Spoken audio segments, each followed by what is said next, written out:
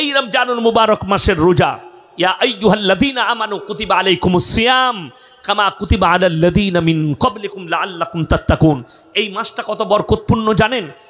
আর পরের আয়াতে আল্লাহ বললেন, শাহরু রমাদানাল্লাযী উনজিলা ফীহিল কুরআন হুদাল লিন্নাস ওয়া বায়্যিনাতিম মিনাল হুদা ওয়াল ফুরকান। আমি এই পবিত্র মাসে, এই রমজানুল মুবারকের মাসে আমি আল্লাহ কোরআনকে অবতীর্ণ করেছি। জোরে বলুন না সুবহানাল্লাহ। এ কত সুন্দর মাস। আর এই মাসে আপনি এই মাস পাচ্ছেন। কত ভাই আমাদের মধ্যে ছিলেন আর আজকে নেই, কালকেও নেই, এই রমজানে আর নেই, আর কোনোদিন আসবে না। ঠিক কিনা কথা বলেন? আমরাও একদিন এইরকমই রমজান থেকে হারিয়ে যাব। আমাদের কাছে আর রমজান থাকবে না, আমাদের কাছে থাকবে কবর। ওই জন্য আমি অনুরোধ করে বলছি, রমজান মাসের রোজাকে কদর করুন। তোমাদের জন্য সিয়ামকে ফরজ করা হয়েছে। কোনো ব্যক্তি ইচ্ছাকৃতভাবে যদি একটা ফরজ রোজাকে ছেড়ে দেয়, সারা জিন্দেগি রোজা রাখলে একটা রোজার মাসুল দিতে পারবে না। আপনি ইচ্ছাকৃতভাবে ছাড়ছেন। ইচ্ছাকৃতভাবে রোজা ছাড়লে গুনাহ আছে না নাই? কথা বলেন। আপনি ইচ্ছাকৃতভাবে কোনো কারণ নেই রোজা ছাড়ছেন। আর যদি বলেন আমি অসুবিধা নেই, অনেকজন এই রোজার মাস এলে একটা ভালো দিক, আমাদের কিছু লোক আছে তারা ঠিক এক সপ্তাহ আগে থেকে মৌলী সাহেবকে বলে, পাড়ার লোককে বলে, আমার তো খুব ঝামেলা। কেন রে? ডাক্তারে বলেছে রোজা রাখতে পাবি না। ও ঠিক রিপোর্টটা বার করে নিয়ে আসবে, পেটে পাথর হয়েছে, নাহলে এই হয়েছে। দুঃখটা কোথায় জানেন? আমার একজন সম্পর্কে ভাই হয়, ফুপুই তো ভাই। তো আমরা বাপ বেটা মাদ্রাসায় বসে থাকি সকালে। তো সে ঠিক 2 বছর আগে রোজা রাখবে না বলে এক সপ্তাহ আগে এসে বলছে, ডাক্তারে না আমাকে ভাই মানা করেছে, পেটে পাথর হয়েছে। আমরা অসুবিধা কিচ্ছু নাই, কোরআনে কি আছে? ফিদিয়াতুন তাআমু মিসকিন। তোমরা অসুস্থতার কারণে রোজা রাখতে না পারলে তোমরা ফিদিয়া দেবে মিসকিনকে। এই গ্রামটায় আসার জন্য একটাই রাস্তা না আরো রাস্তা আছে? কথা বলে না? অনেক রাস্তা আছে। আমি তো এই দিকে এলাম, এই দিকে কালিয়াচক হয়ে আসা যাবে না? যাবে না? যাবে। তাহলে রাস্তা একটা গ্রামে ঢোকার অনেক আছে। আপনি যদি বর্ধমান যেতে চান, মোরগ্রাম হয়ে যাওয়া যাবে, বাদশাহী রোডে 5 গ্রাম হয়ে যাওয়া যাবে, কাটুয়া ঘাট পেরিয়ে যাওয়া যাবে, কৃষ্ণনগর হয়ে যাওয়া যাবে, সিউড়ি হয়ে যাওয়া যাবে। অনেকগুলো রাস্তা আছে বর্ধমান যাবার। তো তুমি যদি বলো আমি অসুস্থতার কারণে রোজা রাখতে পারবো না, তোমাকে ফিদিয়া দিতে হবে মিসকিনকে। পাড়ায় যে গরিব মিসকিন আছে, তোমার যে খরচ, আমি তাকে বললাম তোর কোনো অসুবিধা নাই, এক কাজ করবে ভাই, তুমি ফিদিয়া দিবে। মাদ্রাসায় আমার তালবিলিম আছে, ফিদিয়াটা তুমি পাঠিয়ে দিবে। কত লাগবে ভাই? আমি বললাম তুই কিরকম খাস তুই জানবি। তো বলে আমি যা খাই মোটামুটি 150 টাকা দিনে লাগবে। আমি তুই দিয়ে দিবি, ইফতারি, সেহরি, রাতের খাবার 150 টাকা। তো মাসে কত হচ্ছে? এক মাসে 30টা রোজায় 4500। প্রথম দিনই সেহরি খেয়ে ফজরের নামাজ পড়তে চলে এসছে মাদ্রাসার মসজিদে। আমি ওকে দেখি, আমি তুই যে বললি রোজা রাখতে পারবো না। না ভাই যা হবে রেখে দেবো। ওই যে পয়সা বলেছি, পয়সার নাম বাবাজি। কথাটা বুঝতে পারেননি? পয়সা। দুঃখটা খুব। এইভাবে বাহানা কেউ দিবেন না, জোরে বলুন ইনশাল্লাহ। অনেক মায়েরা মনে মনে করেন, স্বামীদিকে বলছি তোমরা রমজান মাসে জালিম হইও না। জালিম মানে জানেন? অনেক স্বামী অসুস্থ হোক কিংবা বিনা কারণে হোক রোজা রাখেনি, বদ্দিন রোজা রাখেনি, স্বামী কিন্তু, স্ত্রী কিন্তু দিনদার, তিনি রোজা রেখেছেন। তো অনেকজন মনে করে, মায়েরা মনে মনে করে আমি রোজা রেখেছি, তরকারি রাঁধছে, স্বামী দুপুরে খাবে, হারামখোর, রোজা রাখেনি, কিন্তু রাঁধতে হবে তার জন্যে, রাঁধছে। তাদের জন্যে জবানে নুন দেখা জায়েজ আছে, জালিম স্বামীর জন্যে। কথাটা বুঝতে পারেননি? নুনটা দেখতে পাবে, ফু করে ফেলিয়ে দিবে, অসুবিধা নাই। এই যারা জালিম হয়, স্ত্রীর সঙ্গে খারাপ ব্যবহার করো না। এই রমজান মাসে অনেকজন মনে মনে করে যে মৌলী সাহেব রোজার মাসে তাইলে স্ত্রীর পাশে কি শোয়া যাবে? কালকে আমাকে প্রশ্ন দিল সাগর দিঘিতে। আপনি কত পাগল, কে বললে শোয়া যাবে না? আমরা মৌলবীরা তো শুই, তুই কি করবি তুই বোঝ। কথা বুঝতে পারেননি? আপনাকে যেটা বলা হয়েছে সিয়াম অবস্থায়, কি অবস্থায় বললাম? সিয়াম অবস্থায় স্ত্রী মিলন হারাম, রোজা ভেঙে যাবে স্ত্রী মিলন করলে, এবং এটার জন্য কাফফারা লাগবে। আপনাকে ইচ্ছাকৃতভাবে করলে কাফফারা লাগবে। আমার ভাই, আপনি মাগরিবের নামাজ পড়লেন, এশার নামাজ পড়লেন, তারাবি পড়লেন, সেহরির আগে পর্যন্ত আপনি স্ত্রী মিলন করতে পারেন, কোনো বাধা নেই। তবে সেহরি খাবার আগে ফরজ গোসল করে নিতে হবে। কথাটা বুঝতে পারলেন না? পারলেন না? এরপর কারুর বাড়িতে গোসল করার ব্যবস্থা নাই, সুযোগ নেই, সে আপনি নিজে বুঝে করবেন, এটা আপনি কি করবেন ওটা আপনার ব্যাপার। এরপর কেউ যদি বলে রমজান মাসে অনেকজনের স্বপ্নদোষ হয়, হয় না? হয় না? স্বপ্নদোষ হয়ে গেছে, তো আপনি দেখলেন উঠে সেহরির টাইম শেষ হয়ে যাচ্ছে, আপনি আগে উজু করে সেহরিটা খেয়ে নেবেন, তারপরে গোসল করে ফজরের নামাজ পড়বেন, অসুবিধা নাই। ঠিক আছে না? হ্যাঁ, কেউ যদি স্ত্রী মিলন করে নেয়, আর যদি ঘুম থেকে উঠে দেখেন আর টাইম নেই, সেহরি খাওয়াটা হচ্ছে সুন্নাত, আর সেহরির মধ্যে আল্লাহ বরকত রেখেছেন। নবীজি সাল্লাল্লাহু আলাইহি সাল্লাম বলেছেন আল্লাহ এর মধ্যে বরকত রেখেছে। আপনি উজু করে স্বামী স্ত্রী আগে সেহরিটা খেয়ে নেন, তারপরে গোসল করে ফজরের নামাজ পড়বেন, অসুবিধা নেই। আমার বন্ধুগণ, আমার মা, আমার বোন, কেউ ইচ্ছাকৃতভাবে রমজান মাসে রোজা, এই রমজান মাস হচ্ছে ইবাদতের মাস। হযরত আবু বকর সিদ্দিক রাদিয়াল্লাহু তাআলা আনহু রাসূল আকরাম সাল্লাল্লাহু আলাইহি সাল্লামকে বলেন, ইয়া রাসূলুল্লাহ, রমজান মাসে কোন ইবাদতটা বেশি করব? নবীজি সাল্লাল্লাহু আলাইহি সাল্লাম বললেন, তোমরা বেশি বেশি করে কোরআনের তেলাওয়াত করবে। সুবহানাল্লাহ। কেন? এক একটা হরফে 10টা করে নেকি। জোরে বলুন সুবহানাল্লাহ। 10টা করে নেকি। আপনি ভেবে দেখলেন, সারা দিনে 1 পৃষ্ঠা কোরআন পড়লেন, 1 পৃষ্ঠা, কত নেকি পাবেন?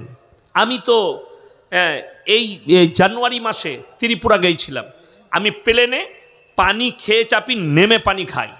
আমি প্লেনেতে ওই খুব জোর হলে 1 ঘন্টা ছিলাম, 1 ঘন্টার ভেতরে আমি 4 পারা পড়েছি। ক পারা বললাম? 4 পারা। আমি হাফিজে কোরআন, ওই জন্য 4 পারা পড়লাম। আসার সময় 4 পারা পড়েছি, 8 পারা পড়া হয়ে গেল। যত বেশি কোরআন তেলাওয়াত করবেন তত ভালো। আপনি কোরআনের তেলাওয়াত করুন বেশি বেশি করে, রমজান মাসে বেশি করে করুন। মায়েদিকে বলবো, বাড়িতে বরকত চাও, নামাজ পড়ো, এবং রমজানুল মুবারকের মাস আসছে, আপনারা বেশি বেশি করে নামাজ এবং কোরআনের তেলাওয়াত করুন মায়েরা বাড়িতে, এবং নিয়ত করেন এই কোরআনের তেলাওয়াতের সিলসিলা এটা একবারই পুরো বৎসর রাখবো, 24 ঘন্টা প্রত্যেক দিন কোরআনের তেলাওয়াত করব। সময় বার করুন, হয় জোহরের নামাজ পড়ে খানা খেয়ে একবার কোরআনটা নিয়ে বসলেন, কোরআনের তেলাওয়াত করে তারপরে আরাম করুন। শক্তিশালী কেউ নেই। যারা মনে করছেন আমার কাছে বন্দুকের পাওয়ার আছে, শক্তি আছে, ফোর্স আছে, আমার গার্ড আছে, জেনে রেখে দিবে, তোমার থেকে বেশি সৈন্য সামন্ত ছিল ফেরাউনের, তোমার থেকে বড় লস্কর ছিল ফেরাউনের। ফেরাউনের কাছে শারীরিক শক্তিও ছিল, সামরিকও ছিল। আল্লাহ নিচুড়ে রস বার করেছে। জমিনের ওপরে অহংকার কেউ করবেন না। সকলে জোরে বলুন ইনশাআল্লাহ। লা ইয়াদখুলুল জান্নাতা কত্তাতুন। যারা চগলখোর হবে আর অহংকারী হবে তারা কোনোদিন জান্নাতে প্রবেশ করবে না। যে জমিনটাই চলছেন, জমিন কার? কথা বলে না? আল্লাহর। হাওয়া কার? অক্সিজেন কার? আপনার শরীরটা কার? আল্লাহর। যদি আপনি নিজের ইচ্ছায় বেঁচে থাকতে না পারেন, আপনার কোনো মূল্য নাই। আপনাকে ভাবতে হবে, আমি যদি নিজের ইচ্ছায় বেঁচে না থাকতে পারি, তাহলে জানতে হবে আমার এই শরীরের মালিক অন্য কেউ, তিনি হচ্ছেন সৃষ্টিকর্তা। তার মানে তার হুকুম মানা আপনার জন্য ফরজ, জরুরি। কথাটা বুঝতে পেরেছেন না পারেননি? যদি আপনার এই শরীর আপনার নিজের না হয়, অন্য কারুর দেওয়া। এই জমিন যার, যারা জমিনের ওপর অহংকার করে, মানুষ কি করে? আমাদের দেশের কিছু লোক আছে যাদের 2-3টে, আমার 2টো বিটি, আমি হচ্ছি বিটির বাপ। আপনার কি আছে, বেটা না বিটি? 2টো বিটি, একটা বেটা একটা বিটি, একটা বিটি। যাদের দেখবেন 2-3টে বেটা হয়, তারা চায়ের দোকানে কি বলে জানেন? আবে আমি তোর মতনই কি, আমি বেটার বাপ। বলে না অনেকজন? বলে আমি তোর মতনই কি, আমি বেটার বাপ, তোর থেকে পাওয়ার বেশি। আমার ভাই, সন্তান কে দান করেন? জোরে বলুন। কার ইচ্ছা মতো? আল্লাহর ইচ্ছা মতো। কোরআনে আছে ওয়াল্লাযী ইউসাউবিরুকুম ফিল আরহামি কাইফা ইয়াশা লা ইলাহা ইল্লা হুয়াল আজিজুল হাকীম। আমি মায়ের গর্ভে সন্তান দান করি, আমি আমার ইচ্ছা মতো, আমি কারো পরামর্শে কাজ করি না। আপনি খালি আপনার স্ত্রীর পেটে সন্তান থাকলে মা স্বামী দোয়া করবে আল্লাহর কাছে, নামাজ পড়ে, আল্লাহ আমার স্ত্রীর পেটে সন্তান আছে, তুমি নেক সলেহ আওলাদ দান করো। কি দোয়া করবেন? নেক সলেহ আওলাদ দান করো। আর কেউ যদি মেয়ের ওপরে ঘৃণা করে, জানো আমার মেয়ে না হয়, কি করে বিয়ে দেবো, পয়সা লাগবে, আল্লাহ আমাকে মেয়ে দিও না, আল্লাহ আমাকে বেটা দিও, জেনে রেখে দিবেন সে হচ্ছে আল্লাহর নাফরমান বান্দা। সহি দোয়া, হালাল দোয়া, সঠিক দোয়া, আল্লাহ তুমি আমাকে যে সন্তানই দাও সুন্দর সুস্থ সবল নেক সালেহ আওলাদ দান করো, এটা হচ্ছে দোয়া। যে সন্তানই হোক, মেয়ে হোক নেক সালেহ সুন্দর, ছেলে হোক নেক সালেহ সুন্দর, আমাকে আওলাদ দান করো, আল্লাহর কাছে এই দোয়া হবে। জেনে রেখে দিবেন, কোরআন খুলেন। যারা বলছেন আপনার কোনো কৃতিত্ব নেই, আজকে আমাকে ইয়াসিনকে দেখছেন, আমার এলাকায় গিয়ে জিজ্ঞেস করুন, এখানে বর্তমানে অনেক ছেলের বিয়ে হয়েছে, বাচ্চা এখনো হয়নি, 1 মাস বিয়ে হয়েছে, 2 মাস বিয়ে হয়েছে, 3 মাস, এরকম লোক আছে না নাই? আছে। ইমানদারির সঙ্গে কেউ একজন বলুন তো, যার এই 3 মাস বিয়ে হয়েছে কিংবা 2 মাস বিয়ে হয়েছে, সে বলুন তো আমার একটা ছেলে হবে, সে হবে প্রফেসর? বলতে পারবেন? চোর হবে না ডাকাত হবে, প্রফেসর হবে না ইঞ্জিনিয়ার হবে। আল্লাহ কত কুদরতওয়ালা জানেন। আপনি কোরআনটা বুঝতেই শিখেননি, কোরআনটাকে নিলেন না।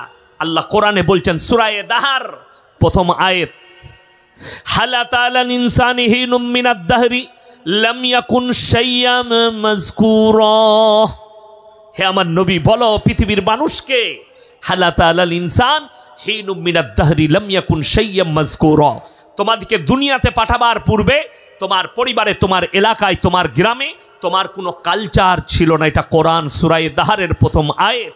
তোমার কোনো কালচার ছিল না, তোমার পরিবার জানতো না, তোমার আত্মীয় স্বজন জানতো না যে আমার পরিবারে একটা সন্তান হবে, ডাক্তার হবে, মাস্টার হবে, মৌলবি হবে, বক্তা হবে, প্রফেসর হবে। আমি আল্লাহ তোমাদেরকে পাঠিয়েছি, জোরে বলুন সুবহানাল্লাহ। ইন্না খালাকনাল ইনসানা মিন নুতফাতিন আমশাজ নাবতালিহি ফাজআলনাহু সামিয়াম বাসীরা। একজন নারী এবং পুরুষ, স্বামী এবং পুরুষ একত্রিত হয়ে তোমরা তোমাদের স্ত্রী জরায়ুতে 1 ফোঁটা পানি নিক্ষেপ করেছো, নিসাজ। সেখান থেকে আমি আল্লাহ রাব্বুল আলামিন তার গর্ভে ওই পানি থেকে রক্তপিণ্ডলি, রক্তপিণ্ডলি থেকে মাংসপিণ্ডলি, মাংসপিণ্ডলি থেকে আমি আল্লাহ তাআলা আকৃতি দিয়েছি, রূহটাও আমি দান করেছি। আমার ভাই, আমার মা বোন, আপনার কোনো কৃতিত্ব নেই। যারা মনে করছেন আমি ছিলাম বলে আমার বাচ্চা পয়দা হয়েছে, ভুল, রং।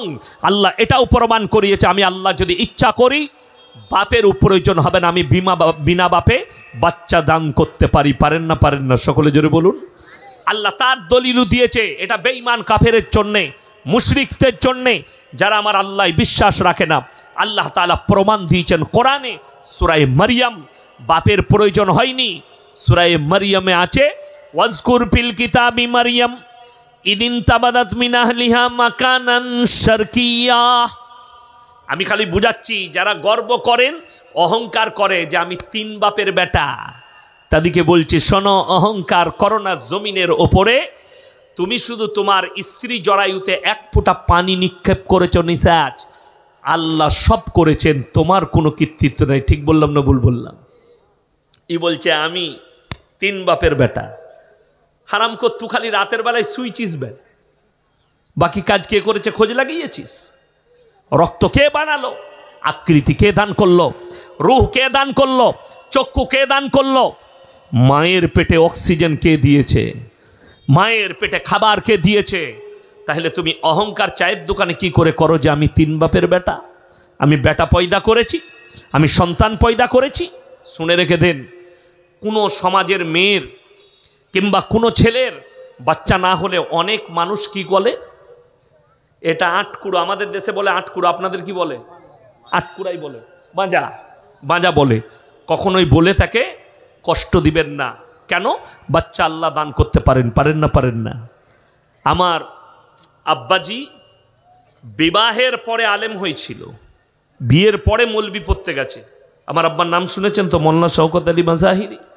বয়স হয়ে গেছে। কত বৎসর পরে আমার বড় বোন জন্ম নিয়েছিল জানেন? বিয়ের 9 বৎসর পরে। ক বৎসর পরে বললাম? 9 বৎসর পরে আমার বড় বোন জন্ম নিয়েছে। কিন্তু আমার আব্বাকে তাবিজ লাগে নাই, আমার মাকে তাবিজ লাগে নাই, পীর ঘর যেতে হয় নাই, মাজারে যেতে হয় নাই, কোথাও মাথা ঠুকতে হয় নাই। আর এখন কিছু লোক আছে, ছেলে না হলে বলছে মাজারে শুলে ছেলে হবে। কে বলাবে? আমি নিজের পরিবারের কথা বলছি। আমি শুনেছি যে আমার বড় বোন জন্ম নিয়েছে আমার আব্বার বিয়ের 9 বৎসর পরে। ভরসা আল্লাহর ওপরে রেখেছে, বাচ্চা আল্লাহ দান করবে যখন ইচ্ছা করবে। তারপরে বড় বোন, তারপরে আমার বড় ভাই, তারপরে আমার ছোট বোন, তারপরে আমার মেজ ভাই, তারপরে আমি 5 নম্বর, আমার পরে আমার ছোট ভাই 6 নম্বর। 6 ভাই বোন, 4 ভাই 2 বোন আমরা। কি বুঝলেন? আমার আব্বারাও 4 ভাই 2 বোন, আর 1 ভাই মারা গিয়েছিল, 7 ভাই ছিল, 7 জন ছিল। তো দেখুন, বাচ্চা আল্লাহ দান করেন, অহংকার করবেন না। কারো যদি বাচ্চা না হয় তাকে সান্ত্বনা দিবেন, তুমি দুঃখ লিও না, আল্লাহর উপরে ভরসা রাখো, কাঁদো আল্লাহর কাছে। দাওয়া আর দোয়া দুটো করো। দাওয়া, দোয়া, যেটা হালাল তরিকা আছে, রসুল বলেছেন সুন্নত, তুমি এলাজ করাও, এলাজ করাবেন। কোরআন সুন্নাহ মোতাবিক যদি কোনো আমল থাকে বাচ্চা হবার, সেটা করবেন। সেটা আপনি ধরে নেন, আমাকে বললেন মৌলী সাহেব বাচ্চা হবার জন্য একটু পানিতে দম করে দেন, জায়েজ আছে, আমি পানিতে দম করে দেবো কোরআনের আয়াত পড়ে, আল্লাহ চাইলে বাচ্চা হবে। যে লোকটার কাছে পানি পড়া নিচ্ছেন, পানিতে দম করছেন, আগে জানবেন সেই লোক নামাজি কিনা, তার কাছে ইলম আছে কিনা। তা না হলে যদি নামাজ না থাকে, দাড়ি না থাকে, গাঁজা খায়, মদ খায়, তার পানি পড়া কাজে লাগবে? কাজে লাগবে না। ওই জন্যে আমি সেদিনে ওইদিকে একটা গ্রামে ছিলাম, হ্যাঁ, তো সেখানে আমি বলেছিলাম যে কিছুদিন আগে একটা খেলা চলছিল, ট্রফি। আমি খেলা দেখি না, তো আমাদের দেশে একজন ITI বাবা, তিনি বলেছিলেন পাকিস্তান জিতে যাবে, ভারত হেরে যাবে, শেষ ভবিষ্যৎবাণী করেছিল। তো আমি আল্লাহর কাছে দোয়া করেছিলাম, আল্লাহ, আমরা তো ভারতের মানুষ, ভারত যেন জিতে। কেন? ভারত যদি সত্যিকারই হেরে যায়, এই হারামখোরের ওপরে বহু মানুষ আস্থা নিয়ে আসবে, অনেক মুসলমানও ইমান হারাবে। ঠিক বললাম না ভুল বললাম? ইমান হারাবে। যাই হোক, ভারত আমাদের দেশ, আমরা ভারতবাসী, ভারত জিতেছে। ওই জন্যে আমার ভাই, আপনি যার কাছ থেকে ওষুধ নিচ্ছেন, দুঃখ কোথায় লাগে জানেন? আচ্ছা বলুন তো, আপনার যদি ক্যান্সার হয়, আপনি কোনো হাতুড়ে ডাক্তার দেখাবেন না কলকাতা যাবেন? আচ্ছা, যদি কলকাতায় গিয়ে সাকসেসফুল হয়ে যায় যে এটা সত্যিকারই ফার্স্ট স্টেজ চলছে ক্যান্সারের, আপনি আর কলকাতায় চিকিৎসা করাবেন না, আপনি সঙ্গে সঙ্গে বোম্বাই টাটা মেমোরিয়ালে যাবেন। কেন টাটা মেমোরিয়ালে এই জন্যে যাবেন? টাটা মেমোরিয়াল হচ্ছে এশিয়া মহাদেশের সব থেকে বড় স্পেশালিস্ট, ক্যান্সার স্পেশালিস্ট। এশিয়ার, কোথাকার বললাম? এশিয়ার। আর দ্বিতীয় ক্যান্সারের চিকিৎসা হচ্ছে পশ্চিম জার্মানি, যেখানে ভারতের আমাদের মধ্যবিত্ত লোকের চিকিৎসা করার ক্ষমতা সেখানে নাই, পশ্চিম জার্মানিতে। প্লেয়াররা করবে, আর্টিস্টরা করবে। আমাদের দেশে কয়েকটা আর্টিস্ট, সঞ্জয় দত্ত, তারপরে একটা প্লেয়ার আছে তার নাম হচ্ছে যুবরাজ সিং, এরা সব পশ্চিম জার্মানিতে করেছে। কয়েকটা আর্টিস্ট, মনীষা কৌরালা, সোনালি বিন্দ্রে, এরকম কয়েকটা আর্টিস্ট যাদের ক্যান্সার ধরা পড়েছে, তারা পশ্চিম জার্মানিতে করেছে। কেন? পশ্চিম জার্মানির যে কেমো, ওটা মোটামুটি 1.5 কোটি টাকা খরচ হয় তাদের ওখানে চিকিৎসা করলে, আর সেই কেমোটার 20 বছর গ্যারেন্টি আছে। মুম্বাই টাটা মেমোরিয়ালে 3 স্টেজে যে দ্বিতীয় স্টেজে যে কেমোটা দেয়, এটা 10 বছরের গ্যারেন্টি আছে। এখানে 10 থেকে 15 লক্ষ টাকা খরচ। যাই হোক, অনেকজন ফ্রিও পাচ্ছে চিকিৎসা। তো আপনি টাটাই যাবেন, আপনি ভালো হসপিটালে যাবেন, ভালো ডাক্তারের কাছে যাবেন। আপনি চিকিৎসার জন্য ভালো ডাক্তারের কাছে যাচ্ছেন, সন্তান হচ্ছে না, আপনি একটা ভালো মৌলবীর কাছে পরামর্শ নেবেন না। কথাটা বুঝতে পেরেছেন না পারেননি? আপনি ভালো মৌলবী, ভালো আলেমের কাছে, সৈয়দ আলেম, যিনি শিরকে ডুবে নাই, যিনি বেদাতে ডুবে নাই, যিনি কুফরি করেন না, সেরকম মৌলবীকে আপনি বলবেন না? আমার কাছে মোবাইলে মেসেজ আছে, একজন পাঠিয়েছে তার বাড়িতে কেউ মনে হয় কালা জাদু করেছে, বাড়িতে কষ্ট চলছে। আমি বললাম সকালে 10টার পরে ফোন দিবেন, আমি আপনার সাথে কথা বলবো কিভাবে, কোন দোয়ার দ্বারা কিভাবে কাটবে, কোন কোরআনের আয়াতের দ্বারা কাটবে, কি আমল করলে কাটবে, এটা আমি কালকে বলবো সেইভাবে। আমার বন্ধুগণ, আমার ভাই, ওই জন্যে মাথায় রাখবেন, বাচ্চা আল্লাহ দান করেন, আল্লাহর উপরে সবাই ভরসা রাখবেন। জোরে বলুন ইনশাল্লাহ। কোরআনে আছে সূরা মারিয়ামে, ওয়াজকুর ফিল কিতাবি মারিয়াম ইদিন তাবাদাত মিন আহলিহা মাকানান শারকিয়া। মরিয়ম যখন পূর্ব দিকে এক স্থানে একটা ঘরের মধ্যে নিজেকে বন্দি করলো। মরিয়ম মানে হচ্ছে ঈসা নবীর মা। কার মা বললাম? হযরতে ঈসা মসির মা, তিনি হচ্ছেন মরিয়ম। তিনি পূর্ব দিকে এক স্থানে নিজেকে পর্দা করে নিল। কোরআনে তার পরের আয়াতে আছে, ফাত্তাখাযাত মিন দুনিহিম হিজাবান ফাআরসালনা ইলাইহা রূহানা ফাতামাসসালা লাহা বাশারান সাওয়িয়া। আমি আমার মরিয়মের গৃহে, সে যে রুমে বন্দি ছিল, আমি মানুষ রূপে আমার জিবরিল আমিনকে প্রেরণ করলাম যাতে মরিয়ম ভয় না খেয়ে যায়। মরিয়ম বললে, তুমি যদি সত্যিকারী মানুষ হও, আমি একজন সতী সাবিত্রী নারী, তুমি আমার গৃহ থেকে বেরিয়ে যাও। জিবরিল আমিন বললে, তোমার ঘর চারিদিকে বন্ধ, আমি প্রবেশ কি করে করলাম? আমাকে আল্লাহ মানুষ রূপে পাঠিয়েছেন, আমি আল্লাহর ফেরেশতা জিবরিল আমিন, তোমাকে একটা পুত্র সন্তানের সুসংবাদ দিতে এসেছি আল্লাহর তরফ থেকে। জোরে বলুন সুবহানাল্লাহ। সঙ্গে সঙ্গে মরিয়ম উত্তর করল, আমাকে কোনো পুরুষ মানুষে স্পর্শ করেনি, আমি কোনো ব্যভিচারিণী নয়, আমার কেমন করে বাচ্চা হতে পারে? জিবরিল আমিন বললেন, আমার আল্লাহ যদি বলে কুন, হয়ে যা, সঙ্গে সঙ্গে হয়ে যাবে, এটা আল্লাহর ইচ্ছা। তোমার গর্ভে আল্লাহ নিজের পয়গম্বরকে পাঠাবেন। জোরে বলুন সুবহানাল্লাহ। বাপের প্রয়োজন হলো না। এখানে একটা পয়েন্ট শুনেলেন, আমার একটা জলসাই আছে, মুসলিম তোমাদের জন্যে ক্রিসমাস পালন করা হারাম। 25শে ডিসেম্বর, মেরি ক্রিসমাস, এই শব্দটাই হারাম শব্দ। আমরা বিশ্বাস রাখি ঈসা নবী হচ্ছেন আল্লাহর পয়গম্বর। জোরে বলুন সুবহানাল্লাহ। এটা প্রত্যেকটা মুসলমানকে বিশ্বাস রাখতে হবে। মারিয়ামের পুত্র ঈসা, তিনি হচ্ছেন আল্লাহর পয়গম্বর। এই ঈসা নবীর মা নেই, এই বাপ নেই, তিনি মায়ের গর্ভে জন্ম নিলেন বিনা বাপে। খ্রিস্টানরা ততদিন পর্যন্ত আহলে কিতাব ছিল যতদিন তাদের আকীদার বিশ্বাস ছিল যে ঈসা আল্লাহর পয়গম্বর। যখন আল্লাহ তাআলা নিজের নবীকে তুলে নিলেন, আমাদের দেশে আর একটা ফিরকা বেরিয়েছে। এটা ভারতের পাঞ্জাব থেকে, পাঞ্জাবে সেই জায়গাটার নাম হচ্ছে আপনার কাদিয়ান। পাঞ্জাবে একটা কাদিয়ান বলে জায়গা আছে, সেখানে একজন ব্যক্তি বেরিয়েছিল, তার নাম হচ্ছে গোলাম আহমদ কাদিয়ানি। কি নাম বললাম? গোলাম আহমদ কাদিয়ানি। সে প্রথমে বলেছিল मैं ঈসা মসিহ হুঁ। কি দাবি করেছিল? मैं ঈসা মসিহ হুঁ। তারপরে সে যখন দেখলে লোকরা বলতে লাগলো ঈসা मसीह तो क़यामत से पहले आएंगे और अल्लाह उतारेंगे उनको आसमान से।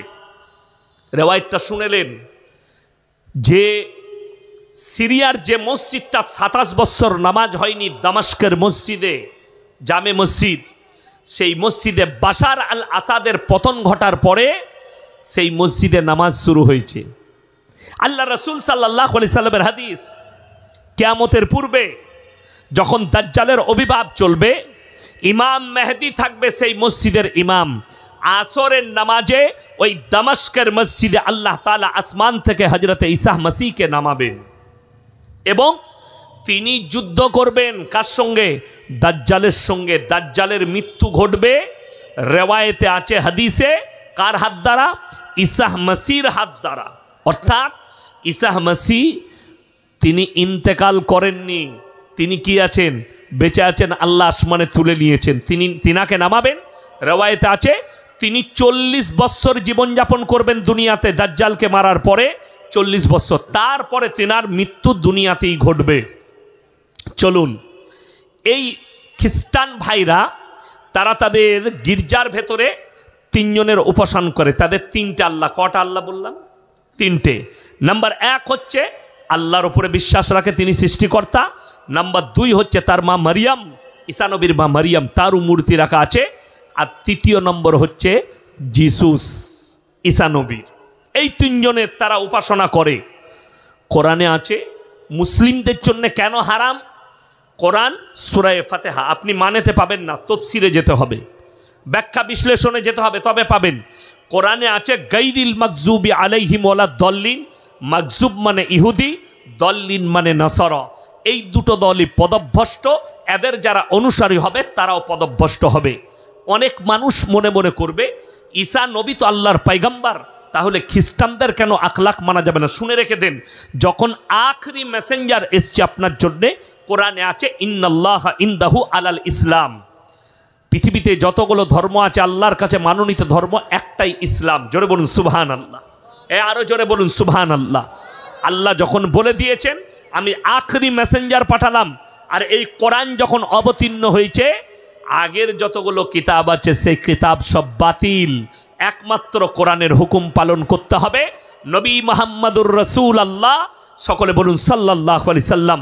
বর্তমানে পৃথিবীতে যতগুলো মানুষ আছে সবাই কি আমার রসুল সাল্লাল্লাহু আলাইহি সাল্লামের অনুসারী হতে হবে। সে খ্রিস্টান হোক, ইহুদি হোক, নাসারা হোক, পৃথিবীর যত মানুষ আছে। কেন? আল্লাহ কোরআনে বলে দিয়েছেন ইনি হচ্ছেন আমার শেষ পয়গম্বর ওয়া খাতাবান নবিয়্যিন। আর পৃথিবীতে কোনো নবী পয়গম্বর যাবেন না। এরপরে এই নবীর যিনারা কাজ করবেন তেনারা হচ্ছে উলামায়ে দ্বীন, যাদের কাছে ইলম থাকবে। কেন? কোরআনে আল্লাহ এটাও বলেছেন। আপনারা মনে করছেন আলেমদের কথা কোরআনে আছে? কোরআনে বলেছে ইন্নামা ইয়াখশাল্লাহা মিন ইবাদিহিল উলামা। আমার নবী আর পয়গম্বরের পরে যারা সব থেকে বেশি আমাকে ভয় করে তারা হচ্ছে উলামা সম্প্রদায়, যাদের কাছে কোরআন হাদিসের ইলম আছে, যাদের কাছে দ্বীনের জ্ঞান আছে, তারাই আমাকে সব থেকে বেশি ভয় করে। এটা হচ্ছে কোরআন। ওই জন্য আমার বন্ধুগণ, আমার ভাই, কিয়ামতের দিনে আল্লাহ ঈসা মাসিহকে দাঁড় করাবেন আর জিজ্ঞেস করবেন ইসকাল আল্লাহু ইয়া ঈসা ইবনে মারইয়াম আনতা কুলতা লিন্নাস ইত্তাখিদুনি ওয়া উম্মিয়া ইলাহাইনি মিন দুনিল্লাহ। তুমি কি বলেছিলে তোমার কমকে আল্লাহ ছাড়া আমি আর আমার মা আরো দুটো আল্লাহ? ঈসা নবী বলবেন ক্বালা সুবহানাক, আল্লাহ যে কথা বলার আমার হক নেই, অধিকার নেই, আমি কেমন করে বলতে পারি? আর আমি যদি এটা বলে থাকতাম আপনার তো অজানা হতো না, আপনি হচ্ছেন ইন্নাকা আনতা আল্লামুল গুয়ুব। ঈসা মাসিহ বলবেন আল্লাহ তুমি তো সবই জানতে। আল্লাহ বলবেন আমি সবই জানি, খালি এই নেমক হারাম যারা আল্লাহকে বাদ দিয়ে তোমাদের উপাসনা করেছে, এদিকে বিশ্বাস স্থাপন করানোর জন্য আমি দাঁড় করিয়েছি তোমাকে। এরপর সরো, এদেরকে জাহান্নামে নিক্ষেপ করো। কোরআনে আছে জাহান্নামীরা যখন জাহান্নামে প্রবেশ করবে আল্লাহ তাআলা কিভাবে নিয়ে যাবেন তাদেরকে বলে দাও আমি আল্লাহ রাব্বুল আলামিন। তোমরা কি গরুর পাল দেখোনি? যেভাবে গরুর হাট থেকে গরুকে 4টা 5টা গরু বাঁধে না পাইকাররা হাটে দেখবেন 4টা গরু বেঁধে দিল, 6টা গরু বেঁধে দিল যাতে পাল থেকে ভেঙে না পালায়। এইভাবে 10টা 12টাকে একসাথে করে বাঁধা হবে কিয়ামতের দিনে। আর আল্লাহ বলবেন এদেরকে জাহান্নামের দিকে নিয়ে যাও। হাত্তা যা ইদা যা উহা ওয়া ফুতিহাত আবওয়াবুহা ওয়া ক্বালা লাহুম খাযানাতুহা আলাম ইয়াতিকুম রুসুল। ফেরেশতারা জিজ্ঞেস করবে তোমাদের কাছে কি কোনো পয়গম্বর আসেনি, রসুল পাঠানো হয়নি? তারা বলবে হয়েছিল কিন্তু আমরা মানতে পারিনি। জাহান্নামীরা অঙ্গীকার করে বলবে, কিয়ামতের দিনে ধিক্কার করবে। আর জাহান্নামীরা উত্তর আল্লাহর কাছে বলবে ওয়া ইয়াকুলুল কাফিরু ইয়া লাইতানি কুনতু তুরাবা। আজকে যদি আমরা মানুষ না হয়ে মাটি হতাম আমাদের জন্য মঙ্গল হতো, আমরা মানুষ না হয়ে মাটি হলে আমাদের জন্য ভালো হতো। আর একবার কি আমাদেরকে দুনিয়াতে ফেরানো যাবে না? আর একবার ফিরিয়ে দাও আল্লাহ, আমরা নামাজ পড়ব, রোজা রাখবো, তোমার দিনের ইবাদত করে আসব, কিন্তু সেদিনে আর কোনো রাস্তা থাকবে না। সবাই নিয়ত করুন রোজা আজ থেকে সবাই রাখবো। জোরে বলুন ইনশাল্লাহ কাল থেকে রোজা রাখবেন, পরশু থেকে নামাজ কেউ ছাড়বেন না, কম্পালসারি। আমার বন্ধু হন, অহংকার করবেন না। আমরা যারা আছি আল্লাহর ইচ্ছায় এসছি, আল্লাহর ইচ্ছায় বেঁচে আছি। আমার আল্লাহ যখন ইচ্ছা করবেন আপনাকে ডেকে নেবেন। আজকে ইয়াসিনকে দেখছেন, কাল ফজরের পরে ইয়াসিন নাও থাকতে পারে। আজকে দেখতে পাচ্ছেন 1 মাস পরে ইয়াসিন সাহেব নাও থাকতে পারে। এরকম বহু মানুষ এলো আর বহু মানুষ চলে গেল, আপনি অনুভবও করতে পারবেন না। আপনার পরিবারে আপনি তাকালে ইমানদারির সঙ্গে বলুন, যারা অহংকার করছেন দেখবেন দামি দামি জামা পরে অহংকার করে, দেখ এই জামাটা ব্র্যান্ডেড মাল, এটা 550 টাকা দাম, বলে না বলে না? অনেকজন বলে আমার ভাই, অনেকজন বলে আমি যে জামাটা পরে আছি 3,500 টাকা দাম, রিবকের মাল, অমুকের মাল, লি কোম্পানির মাল। তুমি যত দামি পড়ো, তুমি যখন মায়ের গর্ভে এসছো তুমি জিন্সের প্যান্ট পরে আসোনি, ন্যাংটা অবস্থায় এসছো, ঠিক কিনা কথা বলেন? ন্যাংটা অবস্থায়। নার্সরা তোমাকে পরিষ্কার করেছে, ন্যাংটো ছিলে। তোমার দাদি তোমার পায়খানাটা পরিষ্কার করেছে পা দুটো তুলে, তুমি ন্যাংটো ছিলে। বাপের কোলে পিশাব করেছো ন্যাংটো অবস্থায়, মায়ের কোলে পিশাব করেছো, সারা রাত ন্যাংটো শুয়ে থেকেছো। আর তুমি যখন যেদিনে মারা যাবে, আমি ইয়াসিন আপনাদের কাছে জলসা করছি, এই স্টেজে যদি মৃত্যু হয়, আমার লাশটা পৌঁছাবার আগে এই হাতের ঘড়িটা খুলে আমার পরিবারের হাতে চলে যাবে। আমার শরীরে যা কিছু আছে সব আমার পরিবারের হবে, শুধুমাত্র আমাকে একটা কাফন লেপটিয়ে কবরে দেওয়া হবে।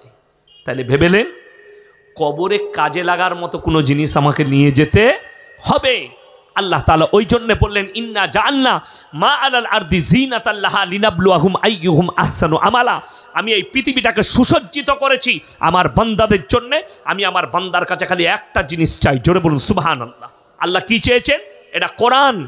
আল্লাহ বললেন সূরা কাহফের আয়াত, আমি খালি একটা জিনিস চেয়েছি, সেটা হচ্ছে নেক আমল, বদ আমল লয়, নেক আমল করে নিয়ে আসুন। নেক আমল কাকে বলে? দেখুন,